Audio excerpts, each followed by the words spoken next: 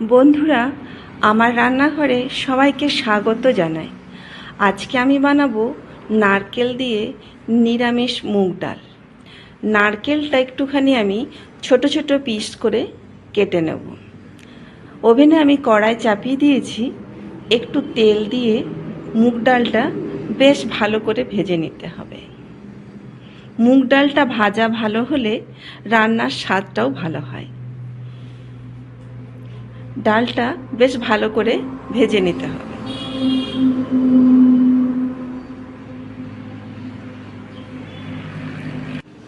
ভাজা হয়ে গেছে। এবার আমি একটা বাটির মধ্যে ডালটা নিয়ে একটু জল দিয়ে ধুয়ে নেব। আর এদিকে ওভেনে আমি কড়াই চাপিয়ে একটু তেল দিয়ে গোটা গরম মশলা, একটা শুকনো লঙ্কা, একটা তেজপাতা আর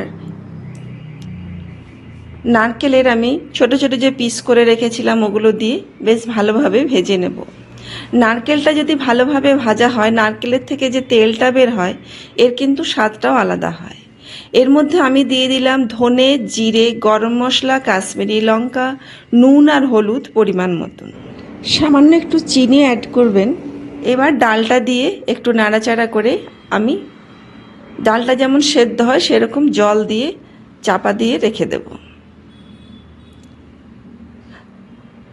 10 মিনিট পর আমার সেদ্ধ হয়ে গেছে, তখন আমি ওভেন থেকে নামিয়ে নিলাম। দেখুন আমার নিরামিষ মুগ ডাল রেডি।